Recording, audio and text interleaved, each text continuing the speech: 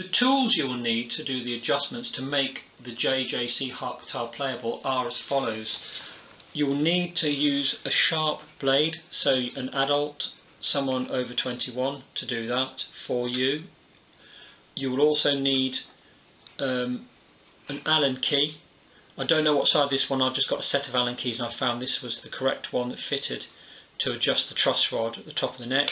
You will need a pair of pliers, and they must be ones that have these grips inside them, not smooth ones, in order to get the saddle off the bridge. What might also be handy might be wire cutters. You'll also need to have a Phillips head screwdriver in order to take off the 3 screws at the top to adjust the truss rod. You can use either a blade like this on its own, which you can wrap some tape around if you want. Down this end of it is incredibly sharp for cutting at the nut. Okay, and also you might use a Stanley knife instead for the same job. For sanding underneath the actual bridge saddle, I'd recommend nail files, standard nail, large nail files will do, or sandpaper. So it takes a long time to do it correctly, and you need to have a flat surface to make sure it's flat when you sand underneath it.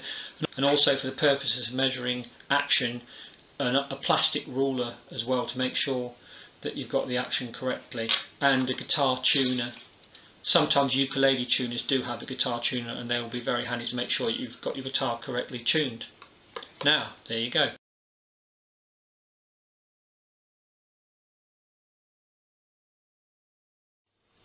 In order to loosen your strings, the 3 strings on this side of the guitar closest to you, you need to turn these ones towards you. That's these 3, to loosen them. Loosen them as much as you can, but don't let them come off the actual string guides. And then the other ones on the other side need to be turned away from you to loosen them on this particular guitar. Just make sure that it's loosening. You can tell if it's loosening it because you can hear the note coming down. And they need to be very, very loose. Once that's done, you'll need to get an adult to lift up the strings. Okay, then you'll need to get your pliers, and the idea is to get a grip on the actual saddle. And you can see if I move these strings slightly apart, if yours, like mine was when I first had it, was slightly stuck, you need to go in between 2 strings and lift it, and you can see it's starting to lift now. Okay, once you've got it slightly lifted, you'll know that it's loose and you won't break it, and you need to then get a grip on the end off. This will be slightly more difficult for me because I've already had this out before. Okay, once you've managed to lift the saddle to one side, make sure that it does move freely. Okay, then you need to pull it out slowly. I've kept the strings on here. You can take the strings off if you want to make it easy for yourself, but in order to take these off, the best advice I can give you is to use a small coin. You put the small coin in between the pegs with all string tension off and slowly lift up the plastic pegs. Sometimes they will snap because they are plastic, but I've left these on. Okay. With your saddle on the nail file, you need to start sanding. It's a difficult job and will require a considerable amount of sanding. At the moment, looking at the measurement, I've already sanded this down considerably, but it still needs more. The very middle, which is the highest bit at the moment, is measuring, I would say, 7 millimeters, 7.5 millimeters. I'm going to take this down to around 6, maybe 5 millimeters at its broadest. But you must make sure that the underside is flat, and that try and apply even pressure. If you think one side's harder pressure, then turn it round and sand around that way. You can always tell if it's flat. If you put it on a flat surface, it should be able to stand up like that. And you can see there's a slight bow in that underneath. So I'll probably need to take a bit more off that side and that side. But away you go. And keep your ruler with you to keep measuring so you don't oversand. If you do oversand, you're going to have to put some shimmies underneath it. You're going to have to use some tiny bits of wood splints, or bits of ice cream stick or something underneath, but it must be kept flush in order to raise the saddle if you've oversanded it. When you're sanding your saddle, make sure that it's the underside of the saddle that you're sanding, which is the flat side, and not the top curved side. So I've sanded this down evenly. Okay, At the moment, after a considerable amount of sanding, because it does need one, this particular saddle at its widest part, the height I'm measuring here is about 6.5, get this right, 6, maybe 6.57 millimeters, and that's it. And I will experiment with that. To adjust the truss rod, you'll need to remove the strings. These have got no tension on them. All I'm doing is lifting them off so you can get to the actual screws here, and you'll see you'll need one of these type of screwdrivers, Phillips type, and these are three little Phillips heads.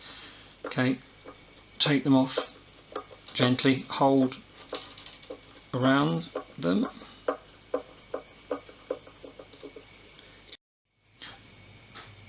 With the plate removed, you will be able to get access to the truss rod, and I discovered, don't know what size Allen key this one is, but you need a set of Allen keys. It was this particular size which fitted. When you do tighten the truss rod, you need to do it in increments, like a slow amount, like from say vertical here to about that amount to there, and then feel again, and then another tiny bit, and maybe another tiny bit. You might only need to do say 4 or 5 little increments. Don't do it all in one go because you might snap the neck. Once you've adjusted your truss rod, you then put the plate on, the triangle shaped plate on, and I'm just doing the last little screw. Careful not to over tighten. Try not to let your Phillips screwdriver slip, just nice steady. Okay, and then your plate's on. Don't over tighten because you'll split that. That's it, done then. And then you just put your strings back onto their string guides. But before doing that, what I've done is I've noticed that these string guides themselves aren't deep enough, and the idea is to look along your guitar. You will find the string guides, and these ones have been cut by me to be deeper, and they allow you to have the correct action in order to make this guitar playable. And all along on the right hand side you've got top E followed by B, then G, D, A, and bottom E is on the far left. And you'll need to use a blade, and this is an adult to do this, to cut the guides. Make sure they're not totally cut to the bottom of the fretboard, and don't scratch the fretboard, but they will certainly need to be cut deeper than they are. And I have found that they also need at the other end of them to be cut as well, where the string goes down. Here I am cutting, I'm going down at an angle here because the string goes down this way, and this is the top string, which is the E string, string 6 normally. Okay, and I'm cut it on each side of the string guide here, and then slightly there, but not going down too deep. It's trial and error really. You might try the string, find it slightly high, and you'll have to take the tension off and do this again. That's the E string. Now coming to the B string, again angling it down because that's the way the string goes to the machine heads, not too deep. Okay, and this is similarly, and then moving on to the G string again, and you have to keep doing this. So this is a laborious task within musical instruments, but if you want to do this and fix it yourself, be very careful. Of course, that's a sharp underside. Keep that away from you and keep it so that if the blade does happen to slip, it's not going to get you. Okay, and moving on. I've already had a go at these, considerable go at these already, and don't cut too much because you'll split this at the top. You'll split this nut at the top if you put pressure on. Let the blade do the cutting. That's the secret with blades. If they're sharp, you shouldn't have to apply too much pressure because the cutting is done by the blade. Applying too much pressure means you're doing it incorrectly. Again, the angle's more like that. Don't touch this triangle here that's covering your truss rod. Okay, once you've sanded your saddle down and it's nice and flat, you put it so that the most curved part of the saddle goes here, which is your top string, your E string, and the thickest part goes to where the bass string is. So looking at your string here, you can see that's the tallest part, so that's going to be your bottom string, i.e. your lower string, and that's going to be your top string there. So you then lift all your strings up with no tension on them, slide this in gently underneath them, slowly does it. Once it's in, pop it down securely, not too much pressure, and you've done it. That's job done. put your strings, lift your strings up gently, don't get them twisted. And your top, this is your bottom, sorry, which is your E string called string 6, then make sure that they're snugly in their guides. This is your D string here. There, make sure it doesn't catch. And the other one, your A string goes there, and then your bottom string, or top string, which is called here, which is your bottom note, goes there. Make sure they're all fitting snug. And on my string guides here, you can see that they're already sitting a bit more flush to the rosewood fretboard, and that's what you want to make a guitar playable. Not too deep and not too wide, because they'll rattle. And if you do find there is a little bit of a rattle, you can always use a graphite pencil and put a mark. You basically lift the string out of its guide, get your sharp pencil and make a pencil mark here. It's actually graphite in the pencil, and that will help the string to move in here without it being stuck. Sometimes buzzers can occur at the top end here, and you can do that. Use a pencil inside the guide. You tune up then, and this is your first string on my tuner, and there's a little light on my tuner tells me when it's in tune. There you go. Middle. There you go, and it'll keep going in and out of tune. Next string, A string, you're moving along. Then the D string, in tune. Finally, you'll have to retune, starting from the first string, second string, because it will go in and out of tuning, and you'll have to keep tuning dozens of times.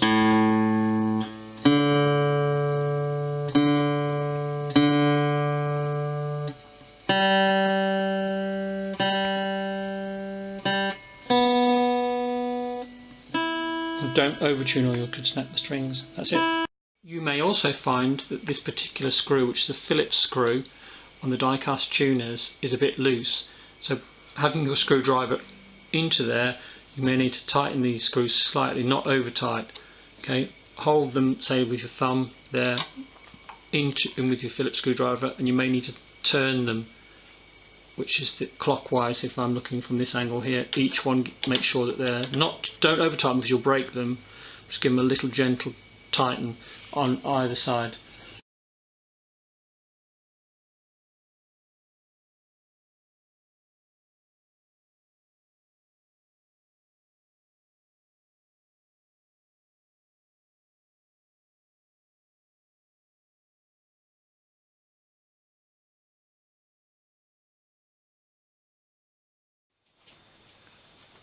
The JJ-HRT J Terza guitar comes with its own case with a nice embroidered design on the case, and the case is padded and has carrying on the reverse. When I turn it around, you'll see it even has its own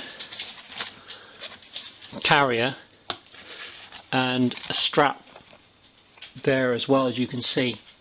So this is part of the standard equipment, and I believe it also comes with plectrums, and of course the guitar has a strap as well. And ours, there was a spare set of strings with this one. This one was second hand, but it had a spare set of strings with it as well. Steel string guitar.